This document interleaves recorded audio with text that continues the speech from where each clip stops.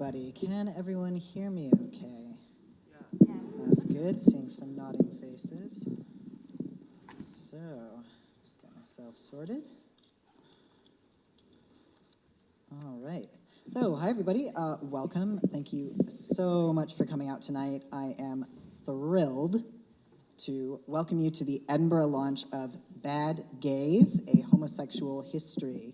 My name is Eris Young, and I am here talking to Hugh Lemmey and Ben Miller, the minds behind this book, and of course, the well-known podcast, Bad Gays.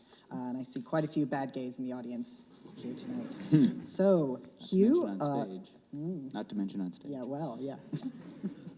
Hugh is the author of 3 novels, Unknown Language, Red Tory, and Chubbs. He has written for The Guardian, Freeze, Flash Art, New Humanist, White Review, L'Uomo Vogue, and others. As an artist and filmmaker, his work has been shown at the ICA, Lux Biennial of Moving Image, the Design Museum in London, and many more. Ben is let's do individual rounds of applause for first Hugh.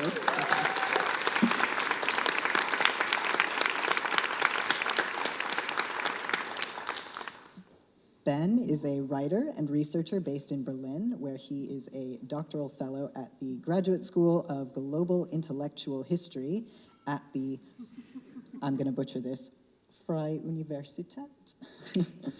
Very good. I don't speak German. He has written for the New York Times, LA Review of Books, and more, and is the author of The New Queer Photography. He is a board member of the Schwules Museum. I looked that one up. A queer museum and archive. Please give me a huge round of applause for Ben and Hugh.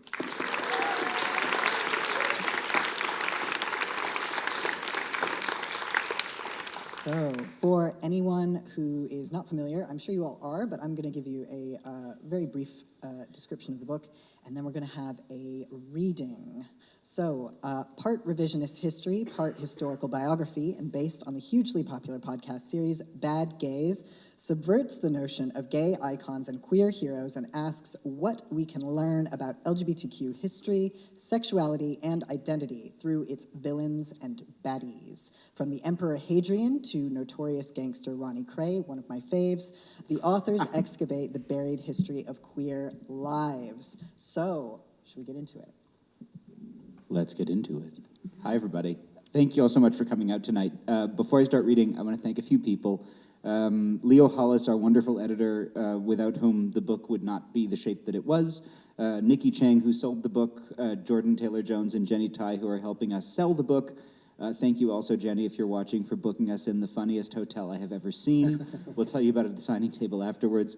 Thanks also to Eris for hosting the event, Lighthouse and Assembly for having us here, and everyone working the event tonight and at the shop. And of course, all of you for coming, and everyone who's watching online. It's really incredible to have an audience like this, and this kind of trust is very much appreciated, always on loan, and we hope to keep earning it. So thank you very much. We're going to read a bit from the chapter on James the 6th and 1st, and then we'll have a conversation with Eris, then we'll take some questions, and then we'll be over there to sign as many books as y'all will buy. So, late one afternoon in 1598 or 99, a crowd of excited Londoners shuffled through the door of the theatre, an open-roofed playhouse wedged between a horse pond and a garden in Shoreditch. Chic. They were there to see a performance of Henry IV, Part 2, a new play by the city's hottest playwright, William Shakespeare. Perhaps they'd seen one of his recent popular comedies, A Midsummer Night's Dream, or The Comedy of Errors, or maybe Romeo and Juliet, or The Merchant of Venice, in the previous decade since he'd arrived in London. More likely, they had seen Henry IV, Part 1, and wanted to watch the next installment of the history play with characters such as Falstaff and Prince Hal. They might have recognized something of themselves in the milieu of lowlifes in which the young prince found himself, having watched him drinking and fucking his way around Eastcheap, half an hour's walk towards the river in the previous installment. Yet, in Part 2, Hal was mending his wayward habits. Kingship awaited, and the play made clear to the audience that it was a heavy responsibility. Not that they would have needed the reminder. For the past 80 years, Europe had been enduring the turmoil of religious reformation, with attendant political and social transformations. Under the reign of their queen, Elizabeth I, they had seen some degree of religious settlement, but the consequences of the English crown's break with the Catholic Church under her father, Henry VIII, were still fresh in people's minds, and many would have remembered the bloody religious strife and persecution that followed his reign, not least when his Catholic daughter and Elizabeth's sister, Queen Mary, had tried to reestablish Catholicism within the kingdom. Queen Elizabeth had surprised not just her detractors, but even her allies with the extent of her political and colonial accomplishments and her success in persecuting Catholics. Yet she had continued the tragedy of the Tudor dynasty's neurotic, violent obsession with reproduction, failing to produce an heir. As the audience left the theater that evening, they would have been aware that England sat on the edge of chaos, the more things change. 10 years previously, Elizabeth thwarted the invasion plans of her brother-in-law, Mary's widower, Philip II of Spain, by defeating the Spanish Armada with the help of adverse weather. Yet the English had been quite literally paying for their victory ever since, through higher taxes levied to support the military, combined with price-fixing by royal favorites bestowed by Her Majesty with monopolies, the more things change. A series of bad harvests added to the country's woes. The words Shakespeare put into the mouth of Prince Hal's father, Henry IV, as he worried about his own heir and legacy, would therefore have rung true to his audience. Uneasy lies the head that wears a crown. Her heir, who took the throne when she died in early 1603, knew it to be true. He was just 36 years old, yet had already been King of Scotland for 35 of them. He was bestowed the crown of England by a queen who had not only forced his own mother, Mary, Queen of Scots, off the Scottish throne, but then imprisoned her for his entire childhood before finally executing her for alleged treason. Worse still, she was a Catholic. James, however, was raised as a Protestant and made an acceptable heir, a family of sorts, but also loyal to Elizabeth and to her faith. These tensions between Scotland and England, between Catholicism and Protestantism, and between his duty to the crowns and his own political survival, were to structure both the Scottish and English reigns of James. But he was not merely a pawn in wider political and economic games. As we will see, over his life, James was to make powerful interventions and decisions that shaped the growth of colonialism and capitalism, the development of the early modern state, and ultimately the clash between Parliament and his son Charles I in the English Civil War. Yet, all these developments were highly influenced by the ongoing intrigue of his royal court, not least the fallout from his persistent, foolhardy habit of falling head over heels for beautiful, arrogant, and reckless favorites. For James had realized that the unease of the crown-wearing head could be eased significantly if it lay beside a beautiful young man. James's desire for men was obvious and a cause for concern even as a teenager, decades before he took the English throne. Concerns around his upbringing had meant he was surrounded by a rolling retinue of teachers and regents who were to shape the young prince and both his spiritual and earthly desires. He was born on June 19, 1566, in Edinburgh Castle to Mary Stewart. Mary had ruled Scotland for more than 2 decades after her father, King James V, died when she was an infant. Mary inherited her father's deep Catholic faith along with his kingdom, but with her Protestant cousin Elizabeth on the throne across the border, religious struggle, both within and without the country, would mark her reign. Mary was promised to Francis, the son of the Catholic French King Henry II, when they were both children, and lived in the French court for a decade. But he died 2 years after their wedding. She then married her cousin, Lord Darnley, with whom she had her son, James, but Darnley was to die in mysterious circumstances shortly after. Many suspected Mary had a hand in it, thinking Darnley was plotting against her. Those rumors were fueled when she married his suspected murderer, Lord Bothwell, just 4 months later. Seeing their chance, Protestant lords raised an army against Mary, Queen of Scots, and her new husband, and her own soldiers deserted her. On the 24th of July, 1567, held captive in a castle in a loch just north of Edinburgh, she was forced to abdicate, and James, barely a year old, became James I of Scotland. He would never see his mother again, although she would continue to play a significant role in his life. The young queen lived another 20 years, variously imprisoned and fugitive, her Catholicism and her claim to the throne a constant thorn in the side of the Protestant lords who had toppled her and propelled James to early kingship. Separated from his mother's influence, the young king was raised within the Protestant faith, with a series of Protestant regents ruling in his stead until he reached his majority.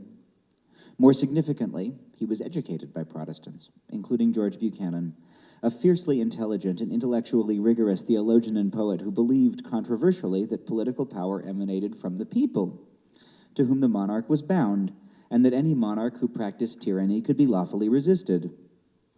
A strange choice for a royal tutor, perhaps, but an influential one. James might be said to be the last English monarch to betray anything such as an intellectual streak, and went on to write 2 books on kingship, amongst other writings, although his own theories deviated significantly from Buchanan's. James's regents were drawn from his own family. The first was his mother's half-brother, the Earl of Moray, James Stewart, a devout Protestant, not a devoured Protestant. The Earl of Moray faced an uprising from the old queen, who had slipped her Scottish captors just a year into his regency, and raised an army to recapture her throne. In the name of her son, the baby king, and defending his own power, he beat Mary in battle and forced her into exile in England. Despite suppressing the uprising, he continued to face opposition from Scottish Catholics still aligned with Mary, and 2 years later he was assassinated by a gunshot from a window fired by a veteran of the uprising. Matthew Stewart, James's paternal grandfather, and the 4th Earl of Lennox replaced him and died the next year, also shot by loyalists of Mary.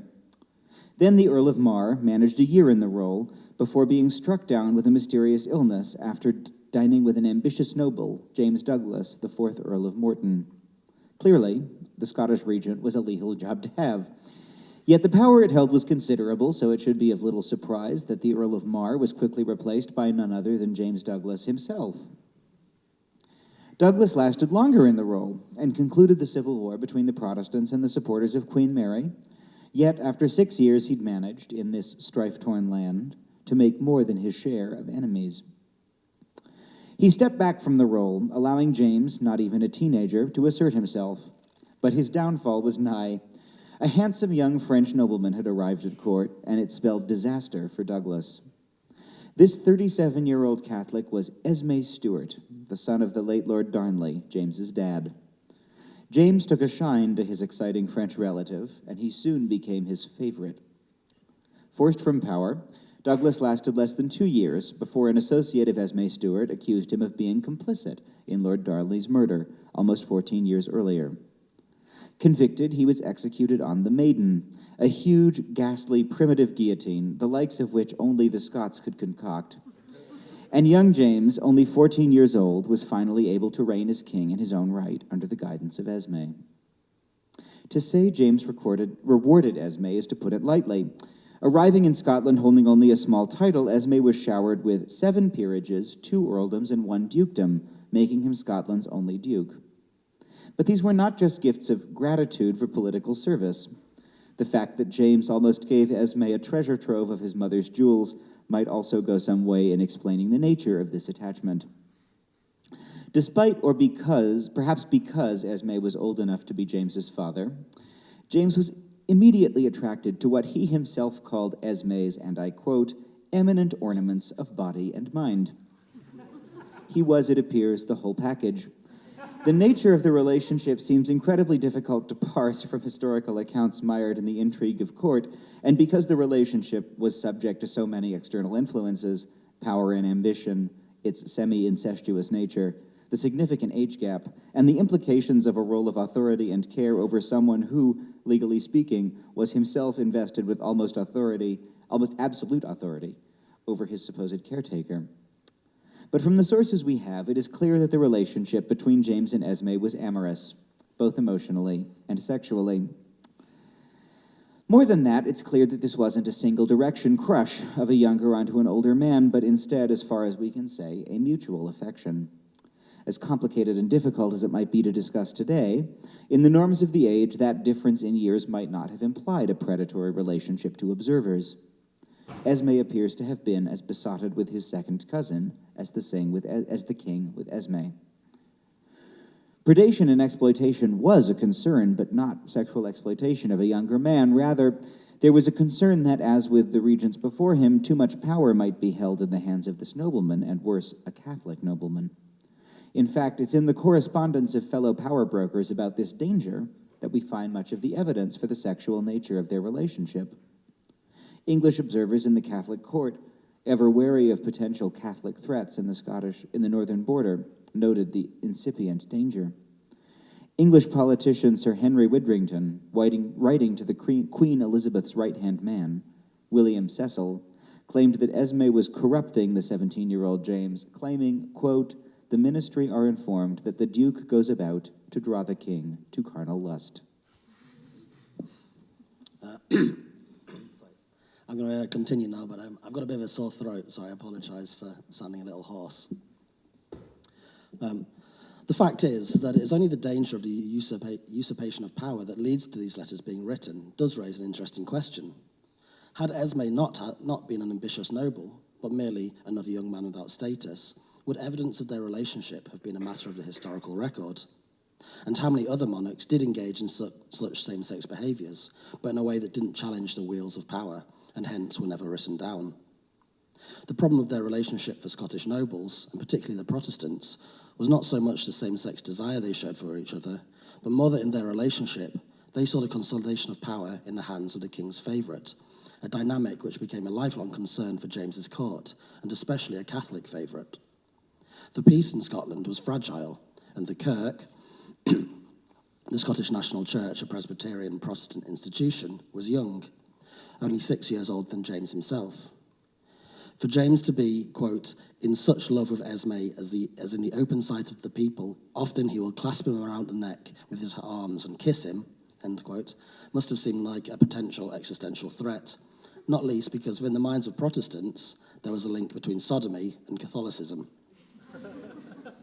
Across the border, Henry VIII had implemented the Buggery Act in 1533, not just as a demonstration of state power, such cases had previously been restricted to ecclesiastical courts, but also as a legal weapon to give his officials, quote, "license to roam through monasteries, convents, and friaries," taking advantage of the popular and not unfounded assumptions that such gender-segregated institutions, far from being places of solemn chastity, were nests of sodomites. This was happening at the exact moment Henry was attempting to dissolve the monasteries and seize as much land, capital, and power for himself, making this link in the minds of the people very handy indeed. The Protestant religious polemicist John Bale regarded the vow of chastity and the act of sodomy inextricably linked, both a corruption of God's plan for marriage. The Catholic Church, in its insistence upon chastity for the clergy, were corrupters of men, and according to Bale, quote, "the men in their prelacies, priesthoods, and innumerable kinds of monkery, for want of women, hath brent in their lusts and done abominations." Alongside sectarian assumptions about the relationship between Catholics and sodomy were other fears of corruption. As in the classical Greek and Roman worlds, in early modern Europe, many same-sex relationships were structured around hierarchical relationships, which were seen to have an educational function. And it was this pedagogical relationship which may have created space for the toleration of sodomy. Yet, despite being considerably younger than Esme, James was not just his king and Esme his subject. The implication of superiority, of paternalistic teaching that went with early modern assumptions of same-sex relationships, would, in this instance, have upended the natural ideological order, putting far too much power in Esme's grasp. To quell these fears, Esme converted to Presbyterianism, but it was of little use. Few believed that his conversion was sincere, but merely a perfidious Catholic trick, and his role in the execution of the king's last regent, the Earl of Morton, seemed to seal that opinion for the Protestant nobles. Rather than removing him from the king's presence, the nobles decided to remove the king. In the summer of 1582, a group of conspirators known as the Lords' Enterprises effectively kidnapped James in the Ruthven raid, holding him a virtual hostage for a year. It was not strictly a coup d'etat. James remained the king, but the forcible change in his court and advisors altered the nature of the regime. The extravagant court lifestyle was out, replaced by a thrifty, militantly Protestant administration of nobles known as the Gowrie regime, who aimed to correct the suspiciously Catholic tendencies of James under Esme's influence, and, funded by the English, remove all trace of pro-Mary sentiment in his government. In July 1583, James managed to slip his captors, but Esme had already been exiled to France, where he continued to send James heartfelt entreaties of his loyalty, claiming, quote, his faithfulness, which is engraved within my heart, will last forever. By the time James has reasserted control over his throne, it was too late. Esme had died in France, confounding his suspicious critics by refusing to renounce Protestantism, and his embalmed heart was returned to the king in Scotland. Full of grief, James penned a poem to his former favourite, comparing him to a phoenix. But the collapse of the Gowrie regime led to a change in how James approached his governance. He comprehensively rejected the teachings of the Protestant schoolmaster Buchanan, who had attempted to beat his own ideas of kingly moderation into him, and instead imposed upon his kingdom his own understanding of his kingly authority as being derived directly from God. To resolve the ongoing uncertainty of England, the question of Queen Elizabeth's heir, and the English anxieties about a potential Catholic threat in Scotland, both James and Elizabeth began making diplomatic overtures towards each other. In 1586, the signing of English treaties with the Dutch meant the prospect of a Spanish invasion looked increasingly likely, and James and Elizabeth formalised an Anglo-Scottish treaty, not only providing James with a pension from the English crown, but promising that the English would respect his legal claims and titles in exchange for Scottish support. It was by now clear that Elizabeth was not going to produce a child to inherit her throne, and the implications were obvious. The following year, Elizabeth somewhat sealed the deal by executing James's mother, Mary, Queen of Scots, after many years of holding her imprisoned in England for an alleged treasonous plot against her throne. While James publicly protested the execution, he benefited from it. Mary and her followers would no longer threaten either throne, and it left James as Elizabeth's closest surviving relative. In letters to Elizabeth, he referred to her himself as her natural son and compatriot of your country, and her as his madam and dearest sister. It was clear he was angling for a peaceful inheritance upon her death. With his succession to the English throne increasingly likely, his thoughts turned to producing an heir himself. James was well respected in Scotland for not having produced illegitimate children.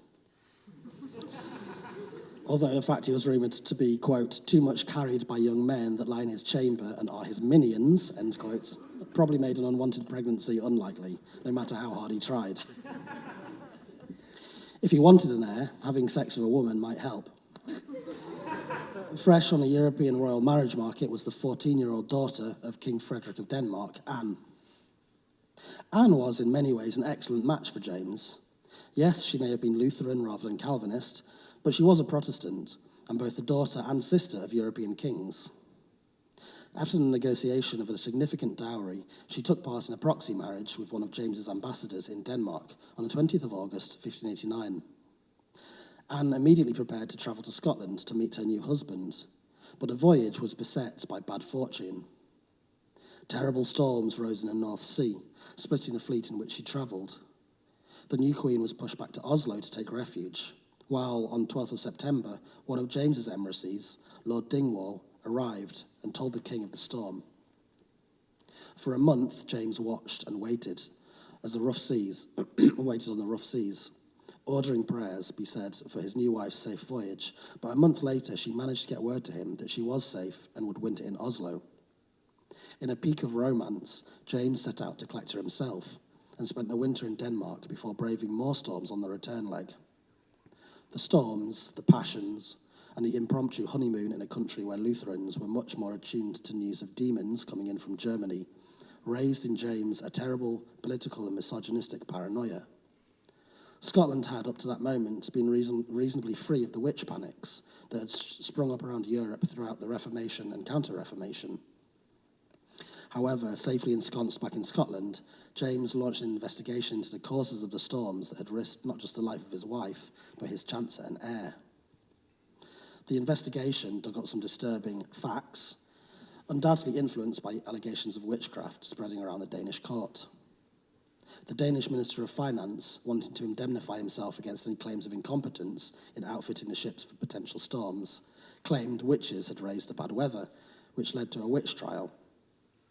James sought and found the presence of witchcraft in his own land. In North Berwick, the accusers alleged, some form of unholy and devilish gathering had been held on the 31st of October, the eve of All Hallows Day.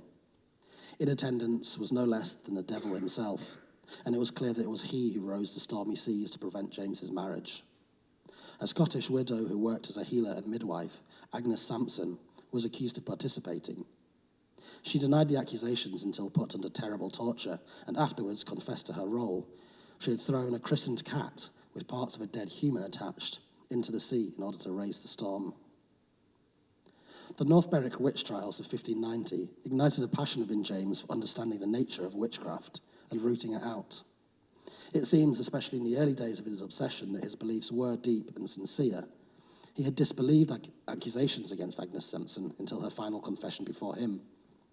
Yet it also seems undeniable that his paranoia had both a political cause, a childhood being raised around diabolical religious plotting, ending in the recent execution of his own mother, and useful political consequences. One of those implicated in the tortured confessions of the supposed witches was Francis Stewart, the Earl of Bothwell.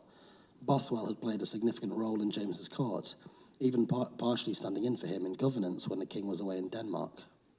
Bothwell's uncle, from whom he inherited the title, was Mary Queen of Scots' third husband, the alleged murderer of James's father. His interest in the occult and his exuberant nature had led him to fall from James's grace, and he was arrested, imprisoned, and eventually escaped to be cast as an outlaw, and to launch raids upon James's life until finally captured and pardoned. After the North Berwick witch trials, which James attended personally, he threw himself into the science and art of witch hunting. Witch panics in Scotland had been previously rare in comparison to the rest of Europe, but in the 8 decades following the case, there are thought to have been over 2,000 executions for witchcraft in a sparsely populated country, an average of more than 25 a year. There are also wider, more material political implications regarding the rise of the witch hunts than mere court scheming. In Caliban and the Witch, Silvia Federici argues that the witch hunts were an integral part of the restructuring of social relations in the early modern period, while a new phase in capitalist development required a new patriarchal order. Federici expands traditional Marxist explanations of this period, during which, quote, conquest, enslavement, robbery, murder, in short, force, played the greatest part. These forms of brutality created a degree of wealth and a degree of landless impoverishment on the part of ordinary people, which enabled that wealth, invested in industry, and the labour of the poor to come together to produce the capitalist order. To this process of the enclosure of land and the creation of a proletariat reliant upon wage labour to survive, Federici adds a violent revolution in the sexual order.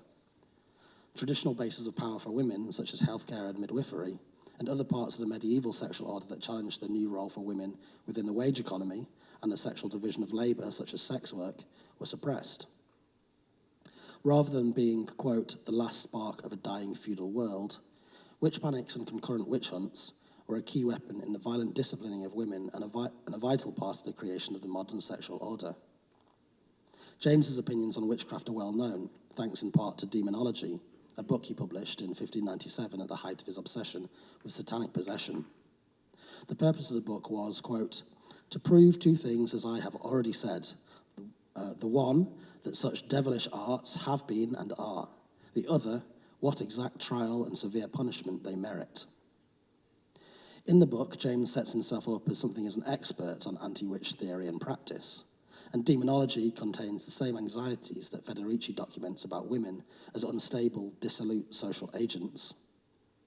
Asked in a Demonology's dialogue why there are 20 witches for every warlock, a male witch, he replies, the reason is easy, for as that sex is frailer than man is, so it is easier to be entrapped in these gross snares of the devil, drawing a comparison of the seduction of Eve by the serpent in the Garden of Eden.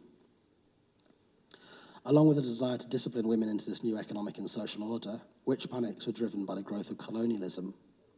Seeking justification for the subjugation of indigenous peoples and trying to likewise discipline those peoples into the economic order of the settler colonists, colonists denigrated indigenous religious and spiritual practices as devil-worshipping and consequently their ideas were influenced by, and in turn influenced, European witch hunting in the early modern period.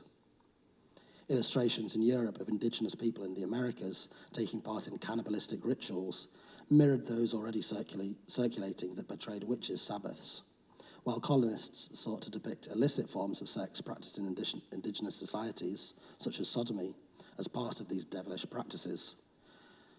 These attempts to dehumanize and racialize indigenous people as somehow gripped by satanic forces went hand in hand with attempts to destroy indigenous economies and force populations into working in the new silver and mercury mines. An example of how race science, witch hunting, and colonial dispossession were all interlinked forms of primitive accumulation, the violent appropriation of land and resources from ordinary people to enable capitalist economic growth. With regards to sodomy, the tools of race science and the colonial project became vital in later centuries to the creation of the idea of homosexuality as a scientific subject. Let's have a round of applause. That was a wonderful reading. Thank you so much. A live taste, being in the room with two podcasters. So I think that's a really good place to start. I'm really interested in the sort of political and social implications of the way that how we conceptualize homosexuality has changed over the course of history. It's sort of one of my favorite kind of niche subjects. I'm so excited to get to talk about it. Yeah. No, really. We made a whole podcast about Really? it. Hey, have you heard about this podcast, Bad Gays? So I'm going to ask a few questions, and then we'll let the audience ask a few questions. But selfishly, I'm going to start asking the questions. So the first thing I want to ask is, to sort of set the scene a little bit, what is a bad gay? The people in this book, sort of a hugely varied mix of historical figures. So what makes a bad gay a bad gay? Well, this is something that we've mused on over the years on the podcast, and really, I guess there's two things here, one of which is bad people who are gay, and the other, which is perhaps more relevant to this book, is people who are bad at being gay. Not us. We're good at it. Yeah. And so what we mean by that, I guess, is exactly what you're saying, the way that homosexuality has changed, or that what we today call homosexuality, or today we might call a gay identity, has changed over the years. So as we sort of discussing towards the end of that piece, the way that colonialism and the birth of the capitalist order went some way to raising these new anxieties around sexual behaviour and sexual identity, and that the process of colonialism in terms of categorising and understanding the world and otherising and justifying the exploitation of colonised peoples led to the creation of this idea that same-sex desire could be understood as a sexual identity, something innate. Holistic. Yeah, something innate, something, and while that today is very much the way we still conceive of sexuality, and that we have sexual identities that are somehow innate into us, the nature of what that sexual identity looks like has massively changed over the last 150, 200 years. So that's kind of the process that the book explains, and through the telling these stories of these people who are bad people and bad at being gay, we look at that development. Yeah, and unfortunately, maybe some of these very bad people may have been not very good at being gay, but they've been very good at shaping what gay is and means. Mm-hmm. And so people like James, I think, are really an important part of that story, and one that's often not told enough, we thought, in public queer history, which tends to be stuck on a way of understanding sexuality that no one in the academy or activist communities has taken seriously for the last 30 years, which is the idea that basically there have always been gay and lesbian people, and I'm leaving trans out there on purpose because often this comes with a weird kind of transphobic edge, but there have always been gay and lesbian people, and they have always existed in pretty much the same ways, and the project of our history is to go through the record books and find all of the lost archives of all of these people who have been exactly like us at all times. And the problem with that, it's a very lovely story, and it helps to fight against being told that you're an illness, or being told that you're a pathology, or being told that you're sick. The problem with it is that it's not true, and it's also boring, and it also leads to some really fucked up political conclusions, some of which we explore in the book. So before we get more specific on kind of a macro scale, I want to talk a little bit, about this idea of homosexuality not being like an ever-fixed star. So like a lot of the badness of these, some of these bad gays is sort of connected to the difference between homosexuality as, just a type of sex that anyone could have versus a whole identity. Can you talk a little bit about that evolution over time, about how that sort of idea has actually changed? Maybe Sure. Like sort of pre-Enlightenment. Sure. I'll start by saying that line in the conclusion that homosexuality is not an ever fixed mark. Our editor Leo, who did wonderful things to shape the book, kept trying to get us to change it, and he kept saying it's too arch. And finally, we replied, Leo, we're gay. But Taking this out would be homophobic. yeah. Is that a call out right now? No, it's not. It's an act of love. We love Leo. Thank you, Leo. How has homosexuality changed over time? Well, it's a quite big idea that we have a sexuality, a coherent thing that is the combination or stacking of our sexual and romantic desires and of the kind of person that we are and of the kind of gender that we present, and all of those things kind of stacked together as being a big constituent part of ourselves. That is approximately 150 years old, and when it started about 150 years ago, it did not actually particularly look like it does now. Those configurations were a bit different. The term homosexuality is first used near Berlin in 1869, I think not coincidentally the year that some of the first anthropological associations are started in that same city. And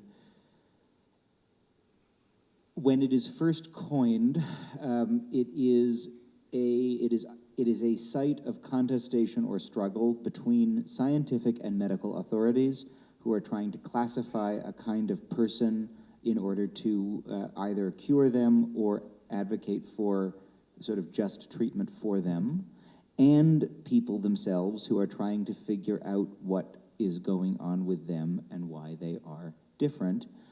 And when it is first started, there tends to be a model in most places in Europe in which the sexual object choice is linked to the idea of an intermediate sex or a third sex, or what Magnus Hirschfeld, the German sexologist, calls the sexual steps in between, sexuelle Zwischenstufen, if you want a little pronunciation fun.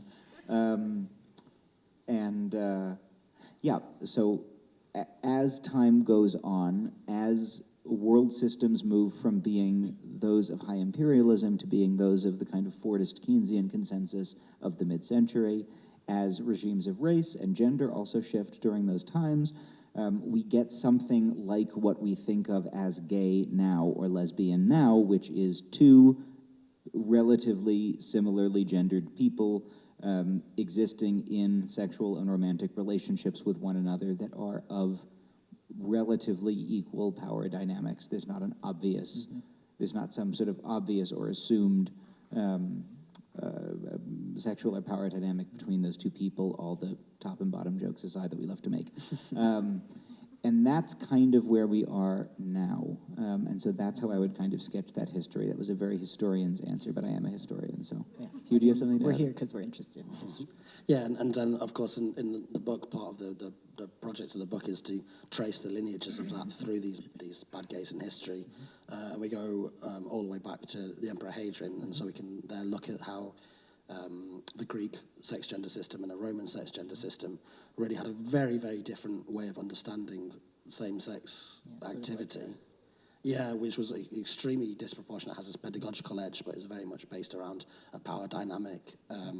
And to transgress that power dynamic was, so people can say, well, the Greeks and Romans were always having gay sex. And it's like, there's yes, but the idea that was a tolerant sex-gender system is really inaccurate, because if you transgress that sex-gender system by two men of equal status. fucking those taboos, like two men of equal status, it was extremely taboo. So a good example would be Julius Caesar, who was sort of castigated, even at his who are starting to understand the idea of excavating a homosexual history, and they do that by looking back and saying, well, Jonathan and David did it, as Oscar Wilde would say, and Hadrian did it, and they say these are the models that we can use to help understand ourselves, and so they start to purposefully mimic and echo those things, which is very much what you see in the work life of somebody like Oscar Wilde and his evil twink Bosie.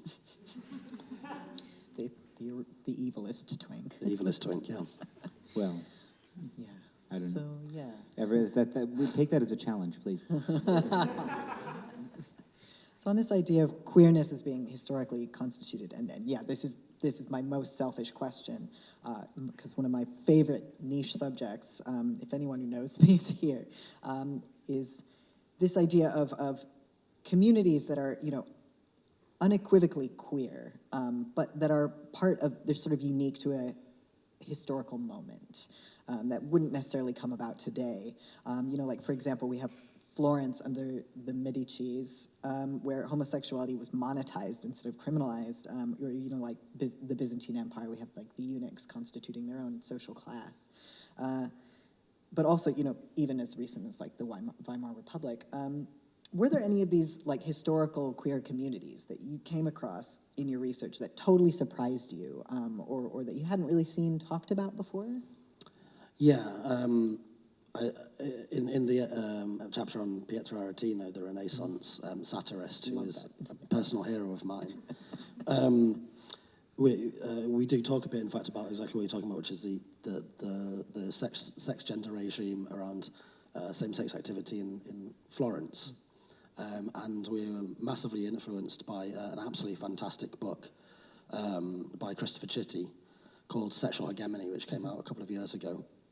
In which he goes back to the archives and really tries to understand exactly this sort of sex-gender system around homosexuality. And as you say, it was monetized. So obviously this is a time of massive, massive turmoil, not just in terms of religion and sort of amazing sort of, millenarian cults that were emerging and taking control of the city and grappling between these great houses and stuff, but also, of course, in this like world systems idea, this total change in the system of production. So it was very, very earliest days of capitalism, let's say, and there were people flooding to the city to start being involved in industrial labour, and there was finance from these rich Medicis who could afford to fund the creation of what we would now call industry. And so all these people coming together totally changed the gender makeup of the city. You had all these young guys coming from the countryside and living in very close quarters in sort of dormitories to work, and then they'd go to work, and the sex ratio of the city would be massively changed. Like maybe 80% male. And all these young guys are going to work, and they're going into businesses as like, I don't know, messenger boys and stuff of these older merchants and stuff. So they developed this opportunity for casual sex between men. And rather than try to criminalize that, the authorities realized actually we've got an amazing opportunity here to actually figure out and understand the political dynamics and control the political dynamics of this society. We'll tax them. So they basically come up with a system for taxing sodomy. They didn't want to kill people because they didn't want to kill all these young workers who they needed for the factories. But they did want to regulate the nature of these relationships because they were so open to the possibility of exploitation, both in terms of blackmail and in terms of exploiting these younger workers. So they taxed them, and this is what Chitty explores in his book. And then they used this system of fines with this sort of police force who was sent out basically just to arrest and document sodomy, to understand how everyone knew each other, who was fucking who in this city. And in knowing that, they actually could really understand the political dynamics of the city. So this was something that I had absolutely no idea about until reading Chitty's book. And if you're interested in this sort of subject, I can 100% recommend it. Yeah, sexual hegemony. Sexual hegemony, because it traces this not just in Florence, but then into the development, the relationship homosexuality and development of capitalism in the Netherlands and London and Paris. So that was an amazing world that was opened up for me, and just a way to think like the past was extremely different. Yeah, it was so interesting to me. Yeah, to see that was, I think your book was the first time I'd really seen anyone actually like talk about it and just explicate it right on the page. Well, we had the great luck of sitting down to write our book just after Chitty's book had come out. So it's like we were right on the sort of cutting edge of being able to talk about that work in a more storytelling kind of way for a more general audience. So something that I think connects to this, well, I mean, it's all about sort of the way that, like power and sexuality and politics and economy kind of dovetail together. There's an undercurrent in the book, which I think is the way that queerness interacts with access to power. There are figures, I mean, the whole range of figures in the book. You've got James 6 and 1, who is able to be pretty openly queer because of his position of power.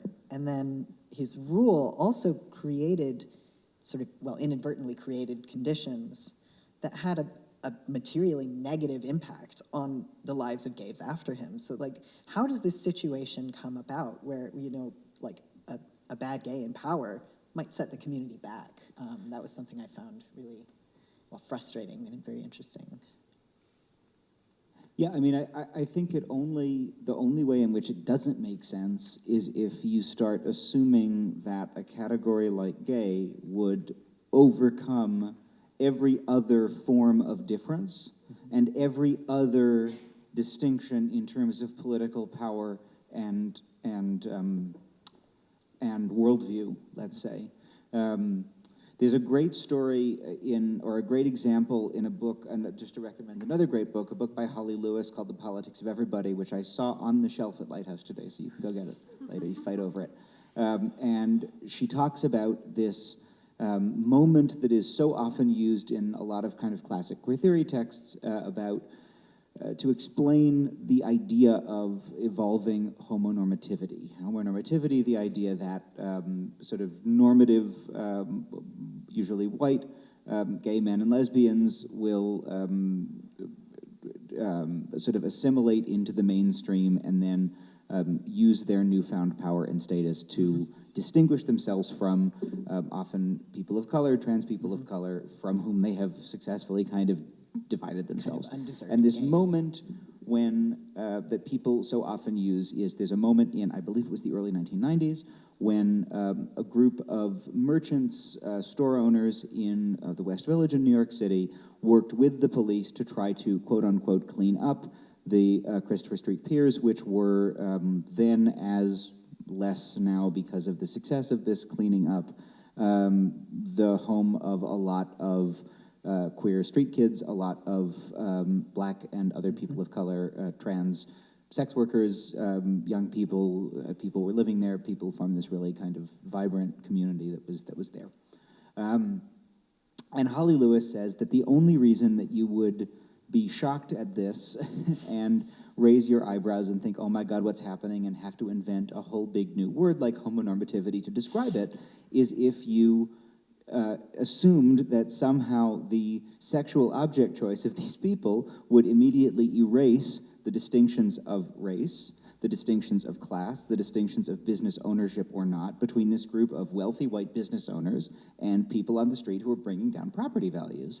And she says, this is one of my favorite quotes, there is not a systematic oppression of Kinsey 4s by Kinsey 6s or Kinsey 6s by Kinsey 4s. Rather, what's going on here is actually very simple and very easy to explain, which is that a group of business owners did not want these people who they perceived as being messy and dangerous and a threat to their capital to be present in front of their businesses. And this is actually the easiest thing to understand in the world.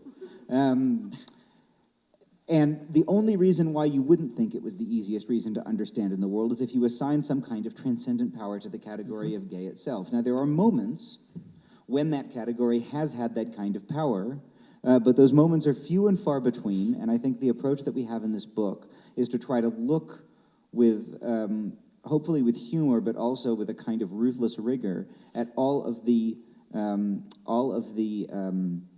conflicts and clashes and power differentials and all of these other things that a term like gay, or even now a term like LGBT or queer, can often just sort of smear over with some rainbow paint.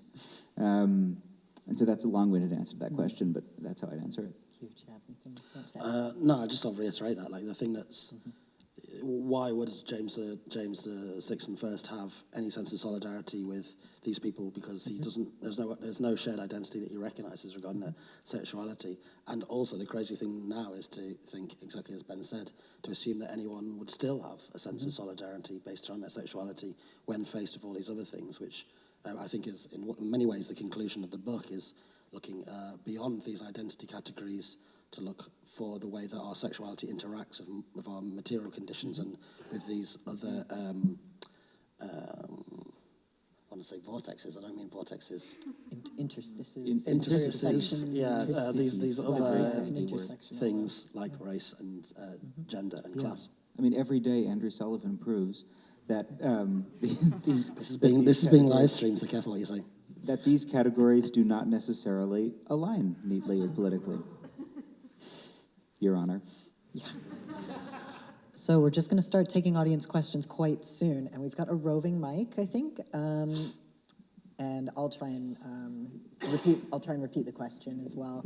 I'm just going to ask one more, but just raise your hand at any point.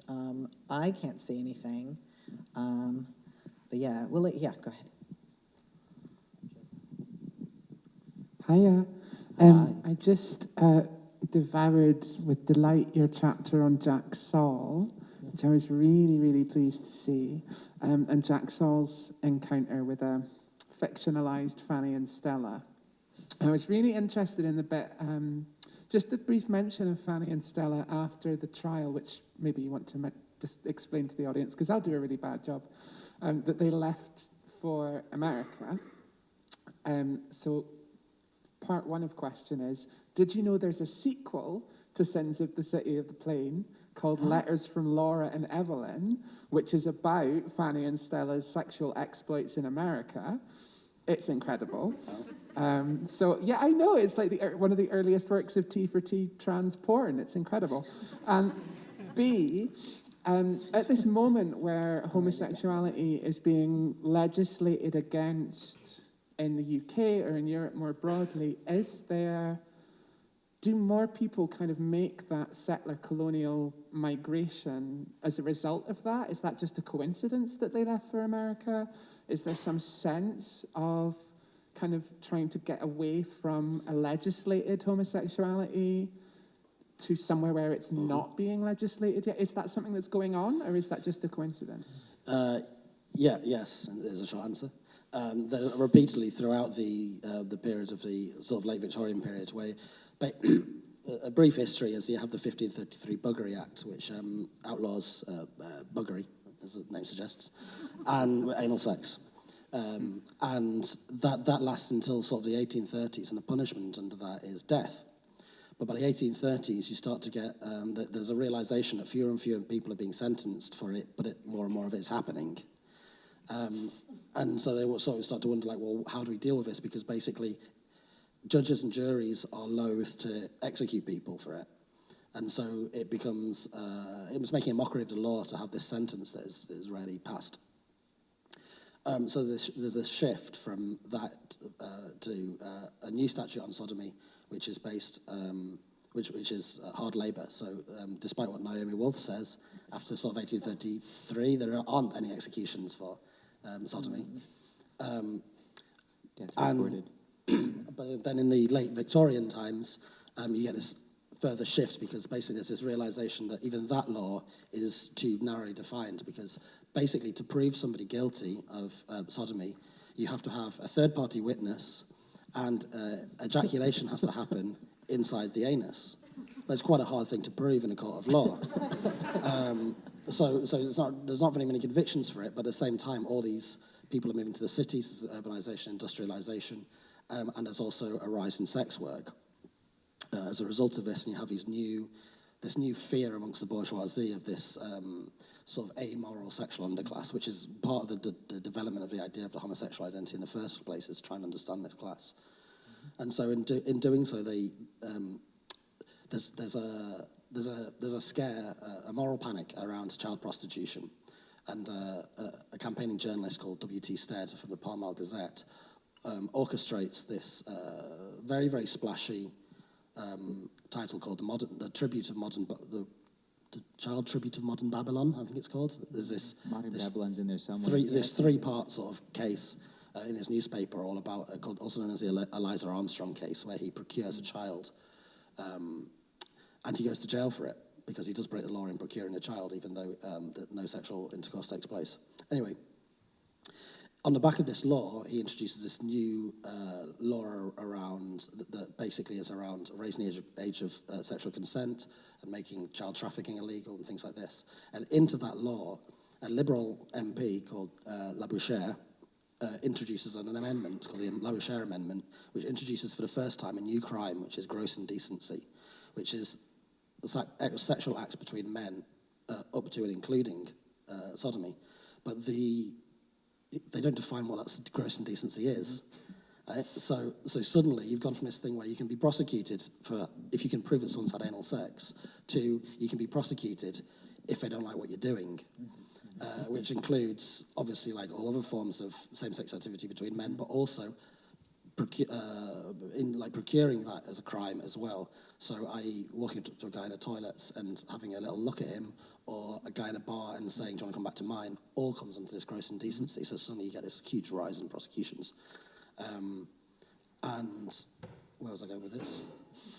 People fled to America to escape. Okay, yeah. So on the back of this new threat, which is and also France. I mean, is exactly this. Is that there's a lot of people who are under this common law system, which you have in the United Kingdom at the time, still do, which is based around precedent. This is illegal, but in a lot of Europe, they have stuff where people are operating under the Napoleonic Code, under which homosexuality is not illegal, with it as gross indecency. So most of these men go to Europe because it's so near, it's so cheap. You can go to France, go to Paris, including obviously people, not Germany yet, but obviously people like Oscar Wilde. Many of the people who were caught up in the Cleveland Street scandal, which is one of the things that leads to the Labouchere Amendment as well. And the Lord Arthur Clinton, who was the associate of Fanny and Stella, also flees.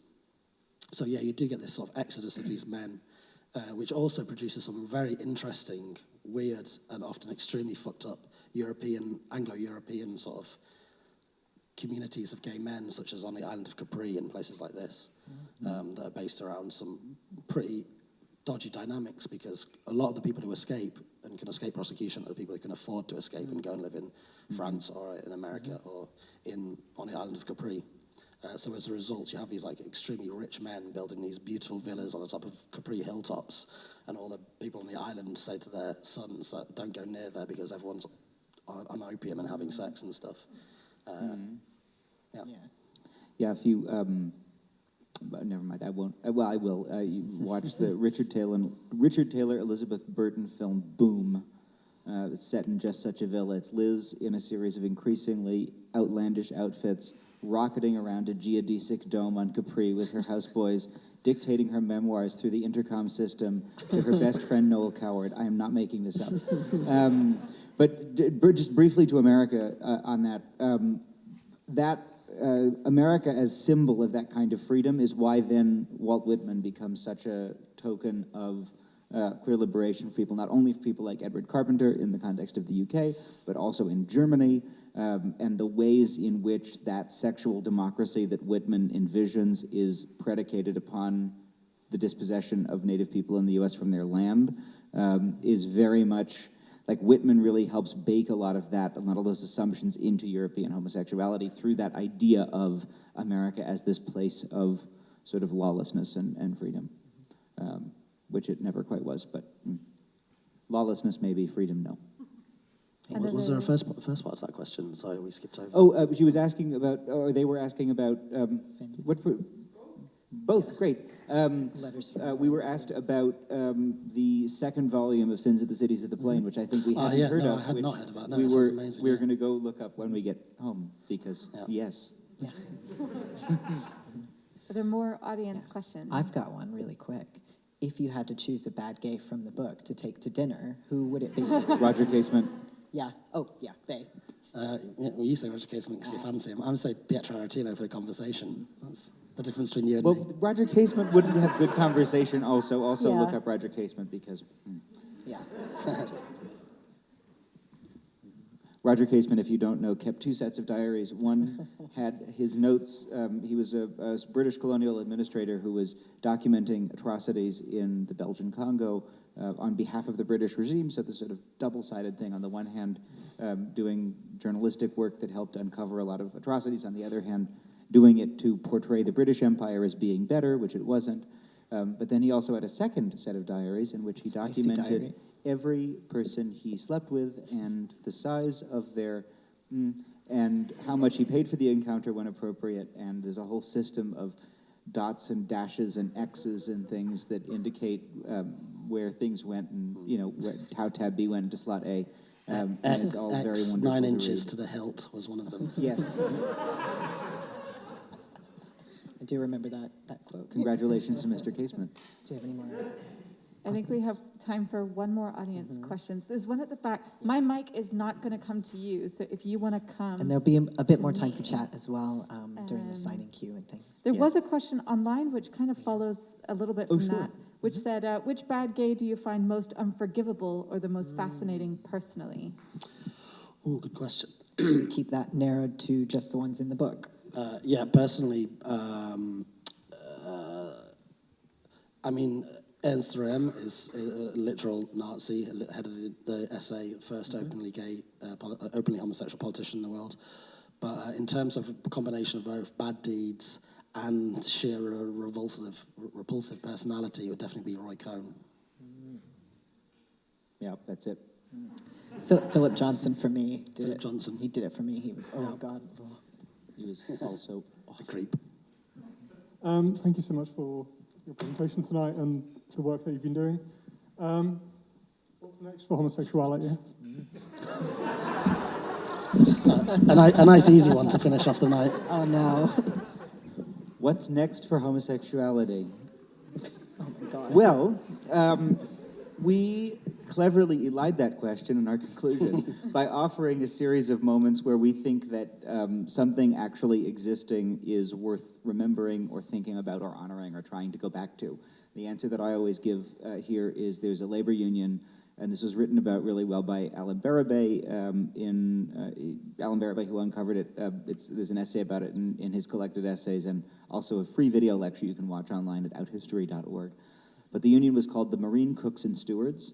They were part of the wave of strikes that shut down all of California in the mid-1930s, part of the labor militancy that made the New Deal happen, made it possible. And they had a slogan which was no red baiting, no race baiting, no queen baiting. So this was an explicitly communist, anti-racist, and pro-gay labor union. And there was, they would often refer to each other as Miss this or Miss that. And so there was one, I believe, a cook named Frank Bowers, who was known as Miss Bowers. And there's a story about somebody saying something nasty to Miss Bowers, and then Miss Bower beat him over the head with a soup ladle, and no one ever said anything nasty about Miss Bowers ever again. And I think that's an excellent path forward for homosexuality.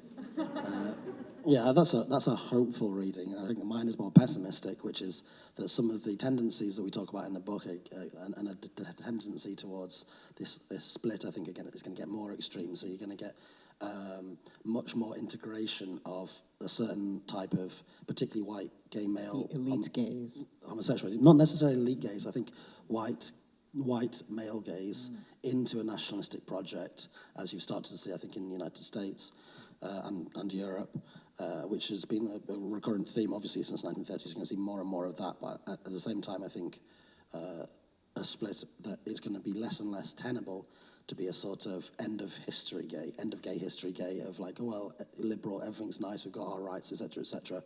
That has proven to be false. Wrong. Hasn't happened. Yeah. It's he's getting worse again, and the tensions and the use of homosexuality within the wider political sphere is clearly back, and people have to pick a fucking side. Couldn't end it better. Yeah, So let's hear, end hear. it there. Pick a fucking side. Yeah, yeah. All right. I was just going to ask, what's next for both of you before we end things? A little preview. In terms of bad gays, In terms of what are you excited about? What are you working on? I'm working on a short film that's going to come out and be on display in London in Studio Voltaire in September, which is about the relationship between homosexuality and espionage in England in the 1930s to 60s. And if you can't make it down to London, there's going to be a book that accompanies that, which has got a lot of the research in. So that's next for me. What's the book called? Ungentle. Ungentle, okay. There was a intelligence agency as part of the British state in the Second World War called Special Operations Executive, which had a number of different titles, including the Baker Street Irregulars, all these different nicknames. But one of them was the Ministry for Ungentlemanly Warfare. So ungentle. Ben? I can't beat the Ministry for Ungentlemanly Warfare. I'm working on a book-length dissertation project monograph called In Search of Lost Time, Primitivism and the Rise of the White Gay Man, which is about how the white gay man happened in Weimar, Berlin, and post-World War II California, and how he was dependent for his self-creation on images of and ideas about colonized people and racialized people. And that will be done sometime in 2023, most likely, knock on wood. And I'm working on a biography project that I am not talking about to anybody, so I won't tell any of you. Not even me. No, actually, I won't. And there is also a, no, can't talk about that either. So that's it. So that's it. All right, well, can everyone please give me a huge round of applause for Hugh and Ben?